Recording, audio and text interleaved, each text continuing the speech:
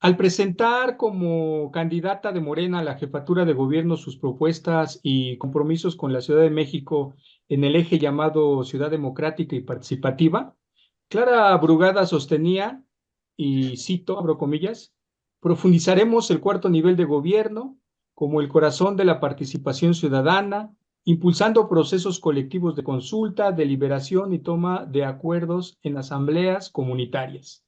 Fortaleceremos, sostuvo en aquella ocasión la candidata, consejos ciudadanos temáticos y sectoriales colaborativos en los temas de mayor interés. Semanas después, por ahí del 8 de junio y ya como candidata electa, en su discurso de agradecimiento a la militancia en la Arena México, Brugada regresó a la propuesta anterior. Cito nuevamente. Vamos a trabajar intensamente para tener una ciudad democrática que construya el cuarto nivel de gobierno en la Ciudad de México. El poder del pueblo, las consultas públicas y el acompañamiento de la ciudadanía en lo que toca a decisiones importantes de gobierno.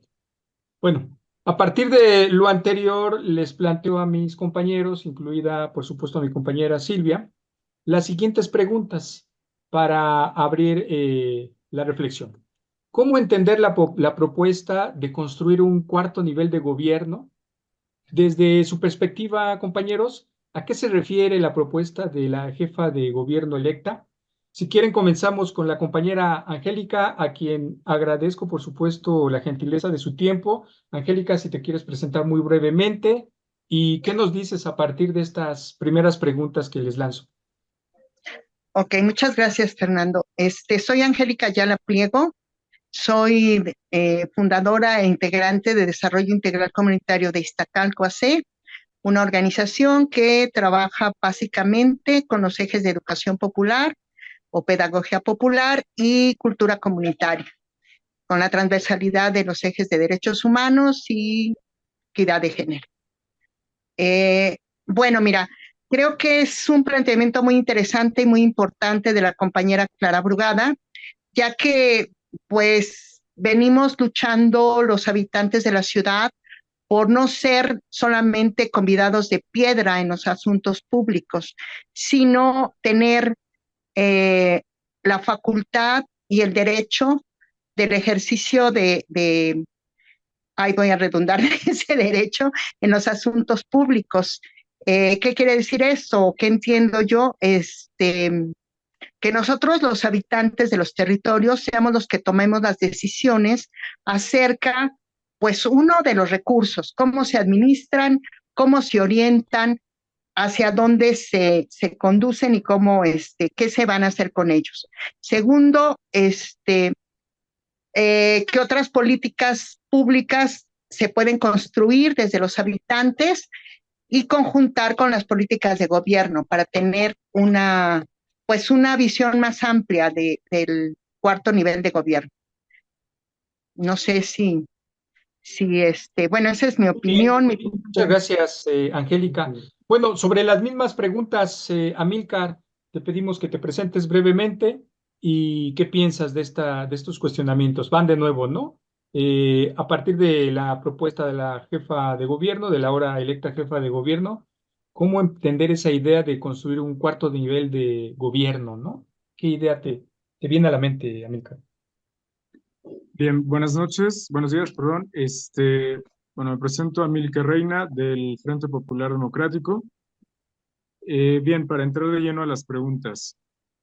Eh, Parece ser algo innovador, de alguna otra manera, el ofrecimiento, la provocación. Sin embargo, no lo es, solo que antes, con anterioridad, no se le había dado ese impulso y no venía exactamente digamos, ya desde el poder, desde el gobierno.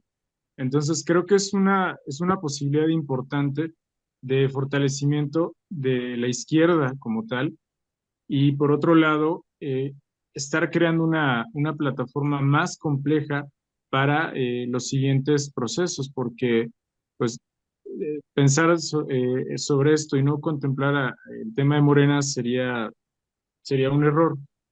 En este sentido, quiero entender que la invitación, el proceso, eh, pinta a que los errores que hoy la misma izquierda y la dirigencia morena ha, ha considerado y aceptado, eh, me parece una postura importante para evitarlos más adelante y revivir una parte fundamental que le dio sustancia y característica a la izquierda en este país, que es el poder popular, que es ese cuarto poder, que es la participación desde abajo, desde la sociedad civil, la sociedad organizada, pero no solo en los rubros urbanos, sino también rurales que cuenta todavía la Ciudad de México. En ese sentido, la propuesta es interesante, como efectivamente se comenta, por lo menos la primera ocasión que en particular me tocó escucharlo fue en el Auditorio Nacional y posteriormente bueno, en la lectura de su plan de gobierno, Exacto. bastante extenso, complejo, interesante. De hecho,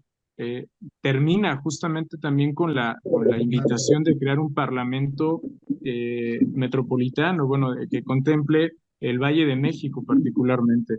Solo que esa parte no se ha abordado del todo, pero ahí está también señalado y que creo que lleva la misma tónica. En ese sentido, me parece que la responsabilidad como organizaciones sociales, comunitarias, desde la misma sociedad civil, los mismos vecinos, es un espacio importante que debemos, sí, de conocer, de explicar más, porque entre nosotros mismos a veces hay algunas diferencias, no problemas, pero sí en su conceptualización y cómo lo vamos a llevar a cabo, y partiendo de que es una propuesta que surge, aunque es una compañera que viene del movimiento, de alguna otra manera ese movimiento ya se transformó en un poder político de otro alcance y con otra magnitud.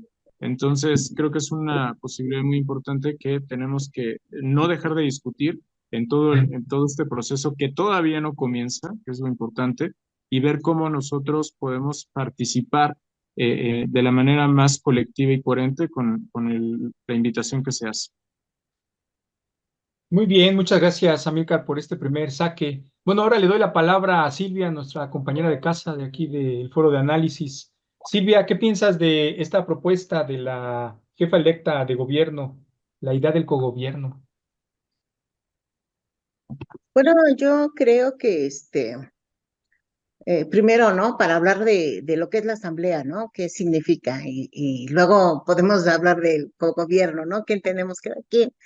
Pero yo pienso que en este momento en que Clara es la jefa de gobierno electa, ella toma una iniciativa que decide reconocer e incluir al movimiento social, en lo que es la política, ¿no? Las organizaciones sociales y el movimiento popular hemos estado participando en este que es la cuarta transformación, pero de hecho hemos participado en todas las actividades que se necesitan, ¿no? En la difusión, en la formación política, hemos también trabajado en ir casa por casa, etcétera, etcétera, pero no se nos nombra como organizaciones, ¿no? Sino que somos parte de Morena o que somos, y muchas organizaciones sí están dentro de Morena y otras no están dentro de Morena. Entonces yo creo que ahorita la diferencia es que Clara Brugada está haciendo independientemente del movimiento eh, que se dedica a la cuestión electoral exclusivamente, hay un movimiento social vivo que desde hace mucho tiempo está y que seguirá estando, ¿no? Independientemente de las fechas electorales. Entonces, esto es muy importante. Yo creo que es una diferencia, ¿no? Que sí hace que pensemos que el movimiento social puede tener un lugar, ¿no? En un lugar. Yo creo que esto no quiere decir cogobierno, pero sí que hay un reconocimiento ahorita de lo que es el movimiento social. Se ha iniciado el diálogo. Yo creo que eso también es importante, que se ha iniciado el diálogo y que todavía pues no estamos bien estructurados como para pensar que podemos cogobernar nada, ¿no? Pero yo creo que es un buen inicio para que las organizaciones podamos unificarnos más, fortalecernos y tomar iniciativas que influyan, ¿no? Incidir en políticas públicas. Yo creo que sí puede ser. De hecho, se hicieron muchas propuestas en la asamblea y yo creo que sí. Respecto a lo que es el cogobierno, yo creo que son conceptos, tanto el poder popular como el gobierno son conceptos que se tienen que profundizar, que primero se tienen que entender bien y, y después, pues ya podemos decir si reconocerlos, ¿no? Si hay o no hay, si hay chance o no hay chance. Por lo pronto eso. Muy bien, gracias, compañera Silvia. Bueno, seguramente esta idea del gobierno, de cogobierno, esta idea del poder popular tendrá que ser reflexionada dentro de las propias organizaciones. Pero para entrarle a lo que tú ya adelantabas, Silvia, les comento a mis amigos, el pasado fin de semana se realizó esta llamada Primera Asamblea Popular por el Derecho a la Ciudad y en defensa del territorio de la Ciudad de México. Bueno, durante esos 2 días, durante 2 días, sábado y domingo, durante estos 2 días de trabajo en la Utopía Libertad, que está ahí en Iztapalapa, cerca de 600 miembros de organizaciones sociales de la Ciudad de México, inclusive de algunos otros estados, se reunieron para discutir diversas problemáticas y prioridades de la ciudad, teniendo como documento eje la llamada Carta de la Ciudad por el derecho a la Carta de la Ciudad de México por el derecho a la ciudad. Bueno, Angélica, a ver si nos puedes ayudar. Yo te preguntaría, ¿cuál fue el objetivo de esa asamblea? ¿Quién convocó? ¿Para qué una asamblea popular? ¿Cuáles fueron los temas que se discutieron? ¿Qué nos podrías platicar en algunos minutos? Bueno, mira, antes como un antecedente me gustaría comentar lo siguiente. El Por favor. movimiento urbano popular ha construido la mayor parte de nuestra ciudad, ha impulsado iniciativas, ha impulsado programas sociales, ha impulsado una serie de demandas que no se han quedado allí, sino que han incidido, como cuáles, como la Constitución de la Ciudad de México, como la misma Carta por el Derecho a la Ciudad, y podemos seguir. ¿Cuál es el objetivo de esta Asamblea Popular? Básicamente lograr acuerdos y consensos entre los diversos y múltiples actores del movimiento social en la ciudad, principalmente, para participar en un proceso pues colaborativo y crear un plan de acción. Las mesas que se trabajaron fue con el marco de la Carta por el Derecho a la Ciudad. Fue ciudad sustentable y saludable, todo lo que agrupa agua, salud, bosque, sustentabilidad.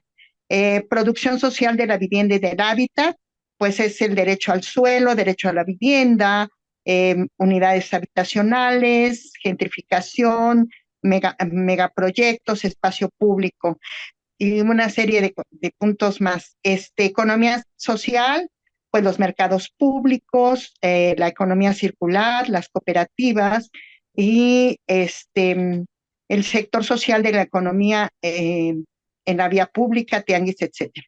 Pueblos originarios, comunidades indígenas y afrodescendientes. Pues trató básicamente sobre la defensa y gestión de los territorios de los pueblos originarios, comunidades indígenas y afrodescendientes aquí en la ciudad. Y la cuarta mesa fue Ciudad Educadora, Cultura y Afectos y Emociones. Básicamente hacer propuestas sobre la escuela, centro de los territorios y nueva oferta de educación media y superior, ciencia y tecnología, cultura y deporte, cultura artística, cultura comunitaria, y convivencia, violencia, género, afectos y emociones. Y finalmente la cuarta mesa, que creemos que es pues, la más importante, fue formas de organización democrática y cogobierno. Aquí pues se discutió la posibilidad de consejos territoriales, si eran por colonia, por unidad habitacional, etcétera, alcaldías, consensos de la ciudad, relación de los movimientos con el gobierno de la ciudad y gestión metropolitana, la ley de participación ciudadana de la Ciudad de México. Creo que esta es la mesa donde aglutina principalmente la propuesta que hace la compañera Clara para para impulsar estas asambleas comunitarias y empezar a construir un cuarto nivel de gobierno. Me faltó anteriormente decir que este proceso de el cuarto nivel de gobierno se había ya semblanteado un poco cuando estuvo AMLO en el 2000 con el programa territorial integral, que bajaban todos los programas a las unidades territoriales y se hacían asambleas por unidad territorial. Entonces la gente decidía qué, qué programa o qué política se tenía que impulsar. Así muy rápido. Y creo también que proceso de los movimientos sociales ha llevado un diagnóstico, un análisis, propuestas.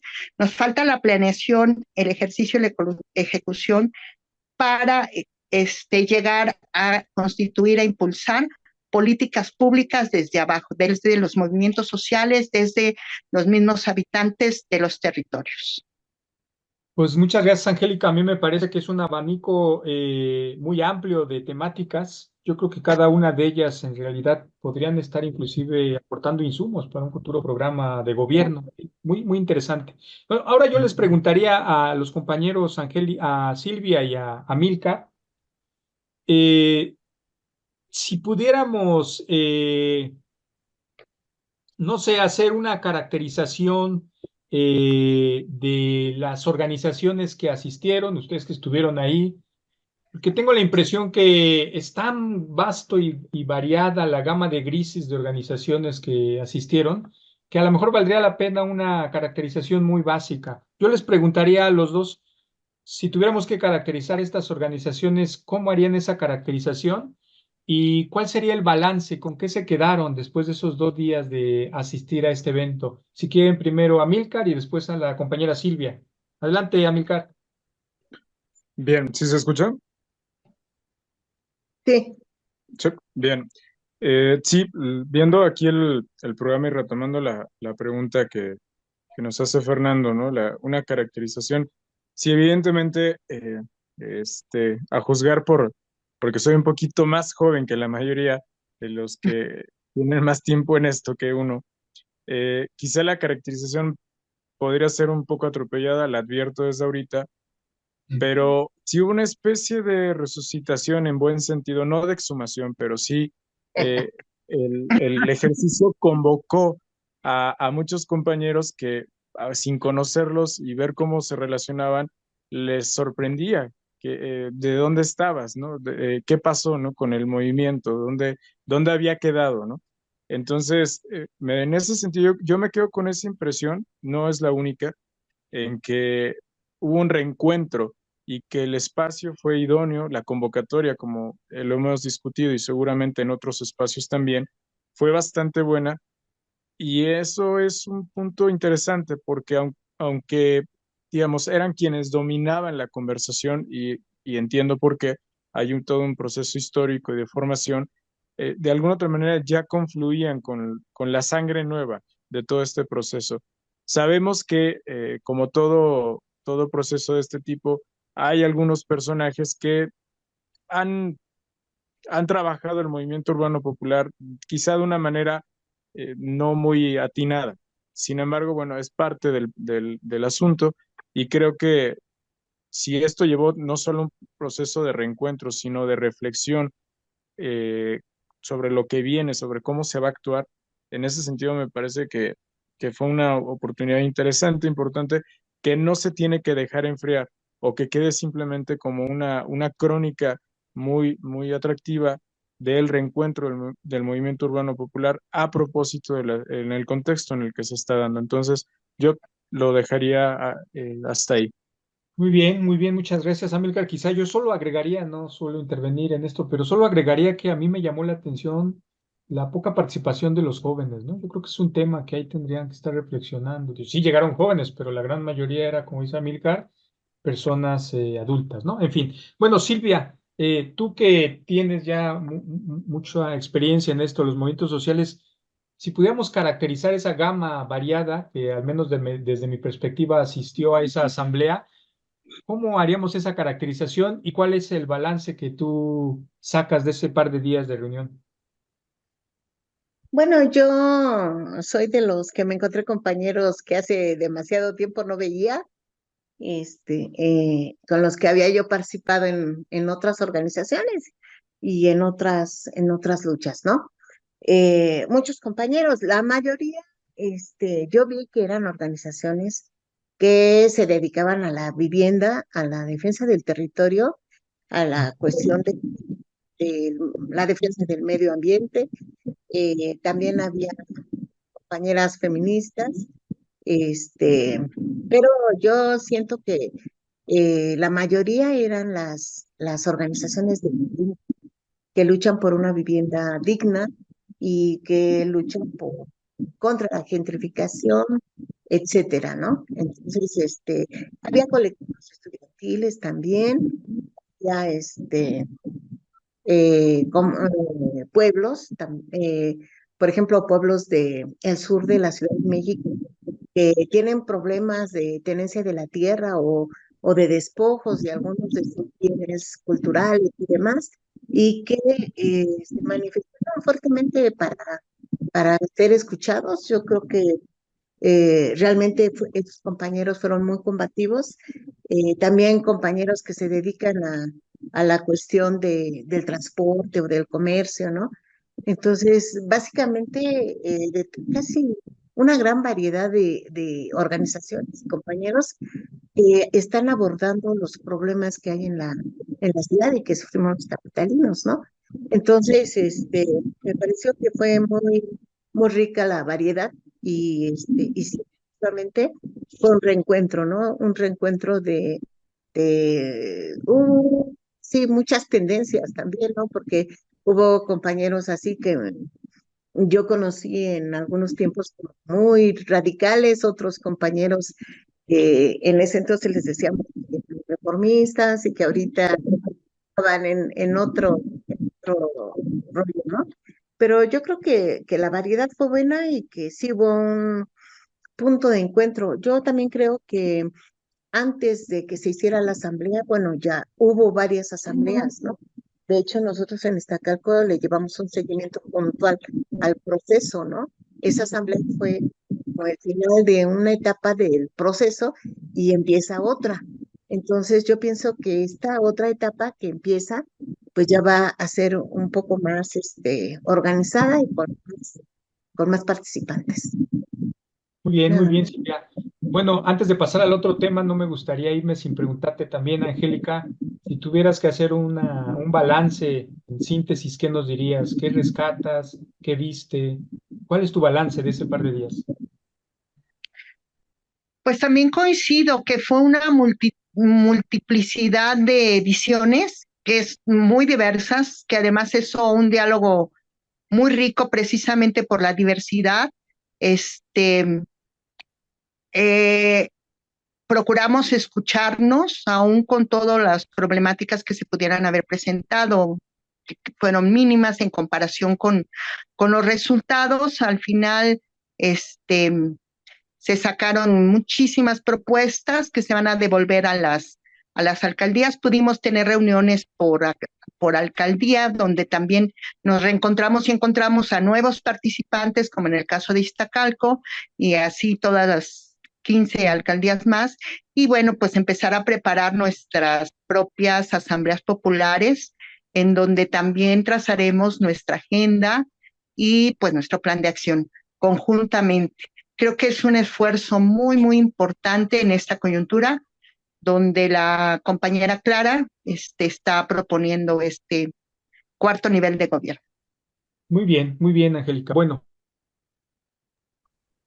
yo tuve la oportunidad de asistir al evento y entre algunas de las cosas que escuché en esa asamblea y que me dejaron pensando mucho, dos en particular me llamaron la atención. Por ahí alguien habló sobre el distanciamiento, y lo pongo así entre comillas citando a la persona, el distanciamiento que la 4T tenía o tuvo durante este gobierno frente a esas organizaciones, ¿no? Lo dijo una persona, tampoco a lo mejor es generalizado, pero lo escuché y la verdad que me llamó la atención, ¿no? Y también en otro momento escuché a otra persona que decía que en los últimos años las organizaciones y los movimientos sociales en la ciudad habían entrado en una especie de aletargamiento y de pasividad. Fueron dos ideas con las que la verdad me regresé pensando, ¿no? Pero yo les quiero preguntar a ustedes, quizá empezaría con Amílcar, ¿qué piensan de esto? ¿Sí hubo un distanciamiento de Morena, la Cuarta Transformación, en fin, y los movimientos sociales durante el gobierno que está por concluir y que encabezó López Obrador?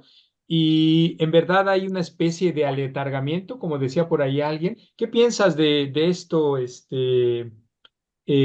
Amílcar? Bien, yo diría que el- la frase que se retoma del distanciamiento de la 4T hacia las organizaciones y los movimientos sociales, yo diría que la persona que la emitió se quedó a la mitad.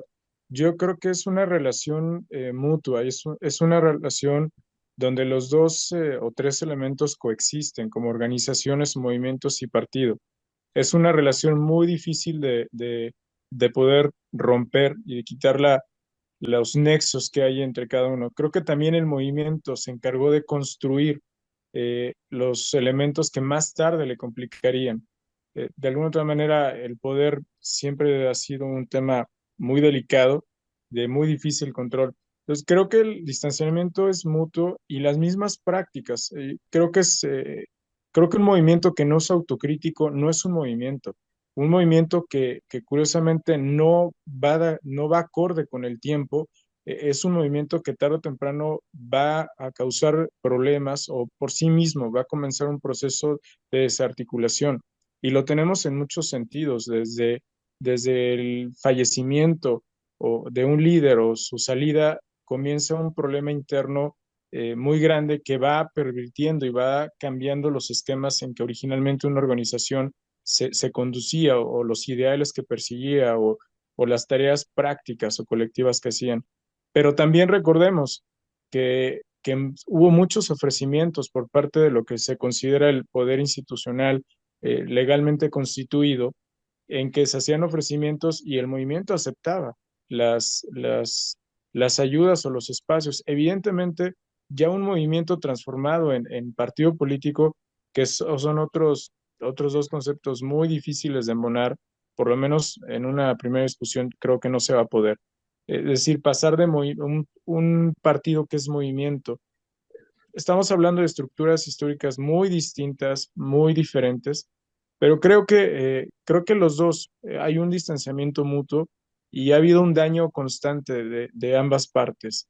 Entonces, lo que me parece más crítico es que si el movimiento, como en las últimas elecciones, y no comienza ni termina con Morena, hay que aclararlo, si el movimiento se define para los partidos políticos o popularmente como aquellos agentes que tienen la capacidad de aglutinar un número de personas y ofrecerlas como un botín político para que la agenda salga adelante, es una parte que el mismo movimiento está aceptando, ese aletargamiento, esa pasividad y esa facilidad con que, bueno, ya no nos vemos en las calles, ¿no? Era algo que después, post pandemia, tomó mayor relevancia diciendo, es que, pues, ¿hace cuánto tiempo teníamos que no marchábamos?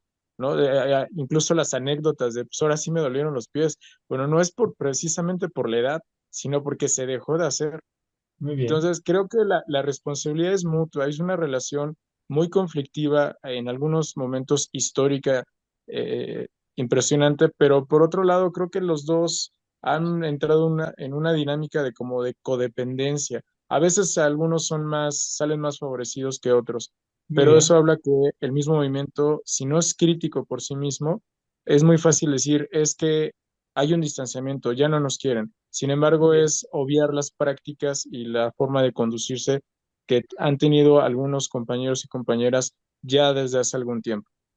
Muy bien, Amilcar, muchas gracias. Bueno, Silvia, continuando con esta idea del distanciamiento que mencionaba aquella persona que les decía yo también cuando escuché eso del compañero allí en la asamblea, recordé una mañanera de AMLO donde él daba cuenta de cómo muchas de estas organizaciones terminaban sus liderazgos siendo intermediarios entre los beneficios, los recursos que el gobierno proporcionaba y los beneficiarios directos. Y lo que decíamos en esa mañanera es, pues perdón, pero la verdad es que en el camino los liderazgos se quedaron con los recursos, ¿no? Y eso se acabó.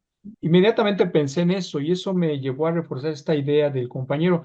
¿Tú qué piensas, Silvia? ¿Hay este distanciamiento? ¿Hubo este distanciamiento entre la 4T, el gobierno que está finalizando, y estas organizaciones sociales? ¿O qué nos dirías?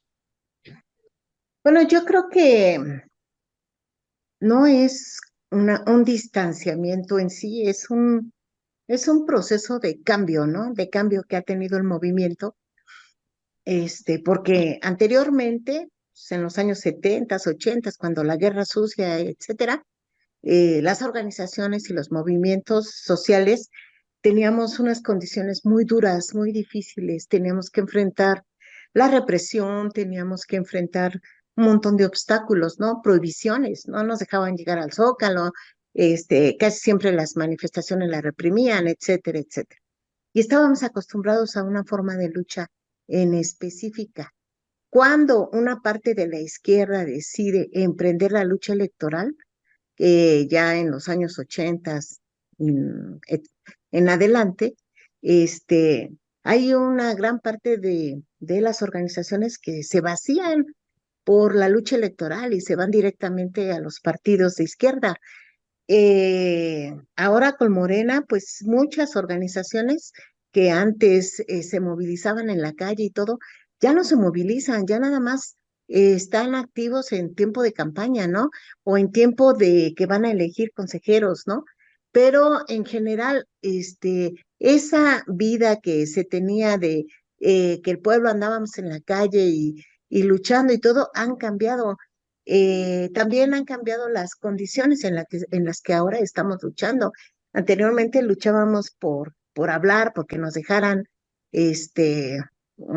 llegar y tratar de plantear nuestras demandas.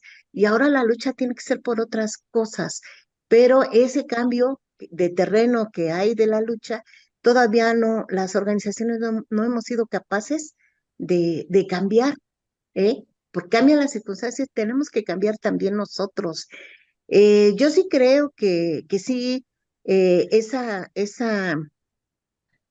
conceptualización de que los intermediarios, fue ponernos a las organizaciones sociales en el mismo costal que a las organizaciones de la sociedad civil de la derecha, ¿no? O sea, y es muy diferente, porque las organizaciones de izquierda, realmente han tenido un papel importante, no solamente en la formación de los partidos de izquierda, también en la solución de las demandas y las necesidades de la gente.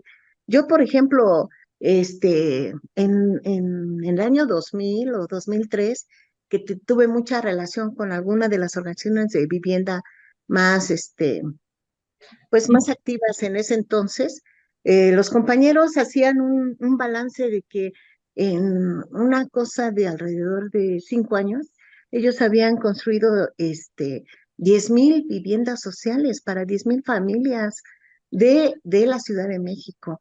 Entonces no es cosa menor, la vivienda es un bien muy, muy preciado por la gente y mucha gente no tiene chance de que le den créditos bancarios, ni tiene chance de tener vivienda de otra manera.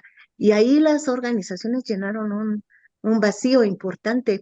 Entonces, yo siempre estuve en contra de que se metiera a las organizaciones en el mismo costal que a los coyotes, que a las ONGs de izquierda, que a Mexicanos contra la Corrupción, que recibe dinero de USAID, etcétera. Pero sí, efectivamente tendríamos nosotros que adaptarnos a la otra situación, o sea, no nada más vivir para la gestión, sino también para ser autosuficientes y autónomos y basarnos en nuestras propias fuerzas para construir desde abajo también y para construir ese poder popular. Entonces, yo creo que sí se dio un distanciamiento en la forma, ¿no? Pero en los hechos, casi todas las organizaciones acompañaron el proceso de Morena, el proceso de la transición democrática, y ahí estamos, ¿no? Ya ves, estamos en los dos lados. Muy bien, Silvia. Y además creo, esa es mi impresión, votaron por el gobierno de la 4T. Seguimos Angélica, apoyando. perdón, Angélica, ¿cómo ves tú este asunto? Distanciamiento del movimiento frente a la 4T, aletargamiento del movimiento, ¿qué nos dirías? Bueno, creo que esto viene ya también desde hace mucho, desde que se creó incluso el PRD, que muchas organizaciones del movimiento urbano popular se fundieron, ni siquiera, no se integraron, se fundieron en el PRD, ¿no? Como el Movimiento Revolucionario del Pueblo, Oír Línea de Masas, incluso la misma CONAMUP, que aglutinaba una serie de organizaciones, pues también se fue diluyendo. Creo que mismo movimiento no ha sabido o no hemos sabido irnos adecuando a estos cambios, tanto coyunturales o periódicos que se han venido dando históricamente. Yo también creo que no es un distanciamiento, son formas diferentes de ver los procesos y que pues Andrés Manuel y la 4T, aún con todos sus asegúnes, de lo que se trata es de construir pues personas autónomas que a su vez aglutinen movimientos con autonomía, ¿no? Y que exijamos derechos, pero siempre esta forma luego de algunas organizaciones, no de todas, de liderazgos y de, como lo he dicho algunas veces, de corporativismo, ¿no? Una cosa es tener base social, trabajar con ellos, consultarlos, colaborar, pero otra es utilizarlos. Es porque después vemos a varios líderes ya ocupando espacios de gobierno pues que se ganaron en base a eso, ¿no? Creo que eso es dañino para los movimientos, para las organizaciones, incluso para los partidos, y se tiene que estar analizando pues con cuidado, ¿no? Creo que ahora, actualmente, Clara también lo comentó en uno de los encuentros, ¿no?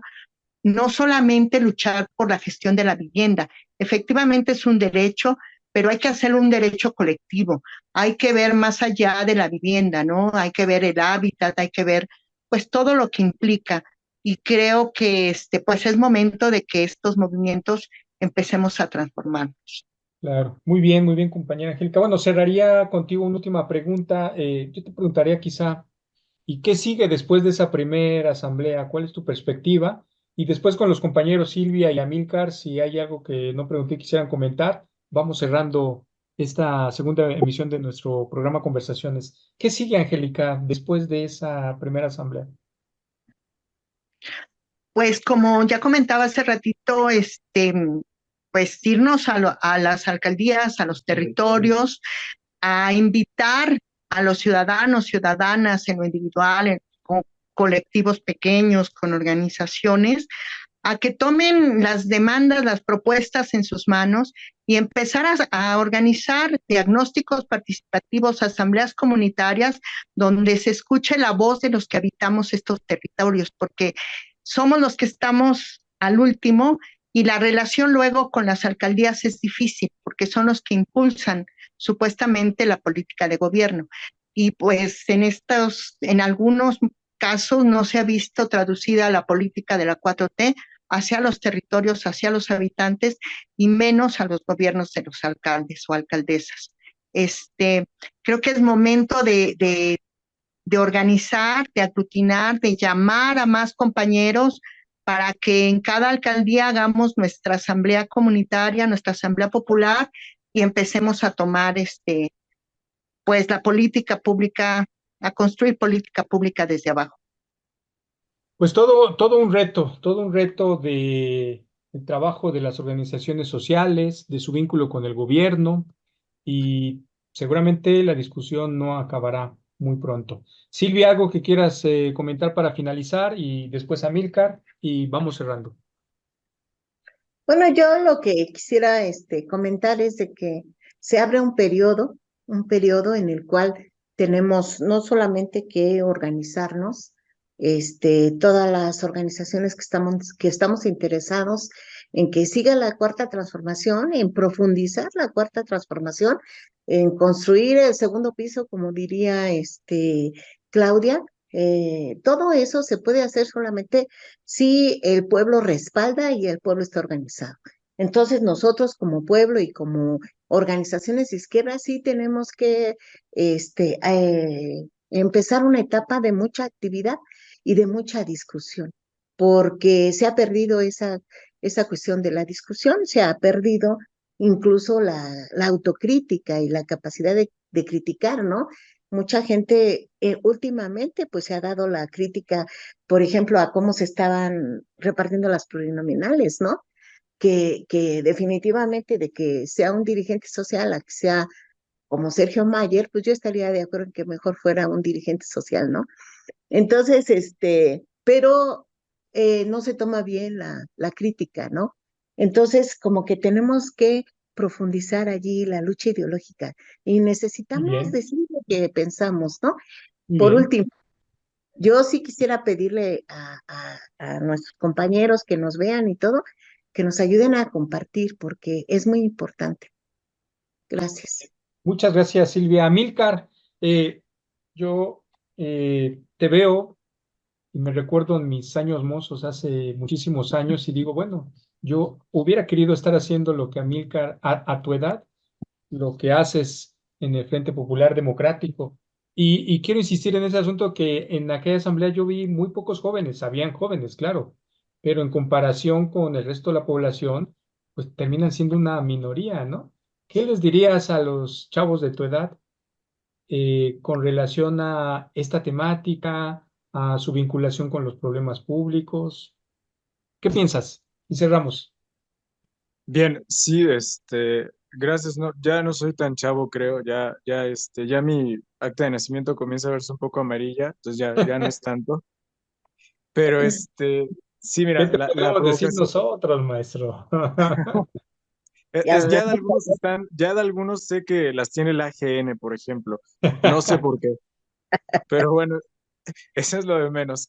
Sí, mira, entiendo, es una pregunta muy interesante, muy grande, y en que, de hecho, por ejemplo, el próximo fin de semana, eh, tal vez se llevará a cabo un encuentro de formación política con jóvenes, creo que en el estado de Cuernavaca. Entonces, es un proceso que tenemos que hacer al respecto de analizar cómo va a ser insertarnos como jóvenes, si es que todavía entro en ese rubro, insertarnos, cómo participar y no ensartarnos, ¿no? Que es muy diferente. Eso es un cambio de letras, pero es drástico, es crucial, de insertarse a ensartarnos. Y más cuando los jóvenes, por algún lado, en los movimientos, están viendo que simplemente se trata como de un relevo de corte biológico, ¿no? Anatómico, de piel, pero con las mismas prácticas. Y esa parte creo que como movimiento tenemos que cambiar las pautas de cómo se ha trabajado. Quizás sí, efectivamente, hay cosas de los setentas que seguirán siendo elementales hoy en día en la práctica cotidiana, en el análisis. Sin embargo, de alguna otra manera tenemos que entender que ya no son los setentas. Digo, creo que nadie, quizá algunas excepciones y habría que entender por qué, pues se está escondiendo. Ya luego esta ciudad o gran parte del país ya tiene un itinerario de manifestaciones, cosa que creo que como narran y según la historia, antes no era así. Solo que la participación, curiosamente, cada vez hay menos jóvenes y los que hay, habría que checar cuáles, si recibieron línea, por ejemplo, ¿no? O qué están entendiendo del movimiento, ¿no? Porque como bien Claro. lo comentaba Angélica, una cosa es vivir de la gestión y otra cosa es que la gente pueda vivir a través de la gestión, que es muy diferente. Si están entendiendo el movimiento como una opción, como de trabajo en gobierno por la libre, aunque no esté en nómina, y con una posibilidad de enriquecerme sin tanto problema, sin tanto requisito curricular o laboral, entonces no estamos comprendiendo. Si únicamente estamos replicando prácticas que hoy se entiende que no fueron las mejores y tampoco las analizamos, pues únicamente le vas a dar vida a un movimiento que ya está muerto o que va a ir reptando en el proceso. Muy Entonces bien. va a ser una actividad, digamos, un tanto artificial. Y pues sí, efectivamente, como se comenta, hubo jóvenes, solamente yo destaqué que una joven perteneciente, así se dijo, a la Universidad Autónoma Metropolitana de Iztapalapa, me preocupó un poco por lo que estoy comentando, cierto discurso, pues no sé si mesiánico, una cosa es el reconocimiento y el apoyo a la compañera Clara. Sin embargo, la manera en cómo lo externó me parece que fue un poco de idolatría, ¿no? Si este es el camino y está bien, pero yo creo que es uno. Muy El bien. movimiento no puede definirse nada más a raíz de una postura, una visión Claro. unilateral. En ese Muy sentido, bien. bueno, creo que hay que trabajar con los jóvenes, hay que invitarlos, ¿no? A las reuniones, hay que incluirlos y que desde su postura, desde su forma de ver las cosas, vayan integrándose a todo este proceso y que entiendan en dónde están parados y resultado Claro. de lo que están disfrutando hoy tuvo que ver con los compas que pues se partieron la cara y más en los 70s, 80s y todavía en los 90s. Muy bien. No, pues muchas gracias, Amílcar. Todo un tema, el de la juventud y la política, que seguramente tendremos que Así es. platicar aquí en nuestro programa de conversaciones. Pues no me resta más que agradecerle a Angélica y a Amílcar, nuestros invitados, que se hayan dado el tiempo de acompañarnos el día de hoy para compartir sus pensares y, por supuesto, a nuestra compañera Silvia. Muchas gracias, compañeras y compañeros. Esto fue Conversaciones. Nos vemos la próxima semana. Saludos. Bien, Gracias. gracias. Salud. Hasta luego.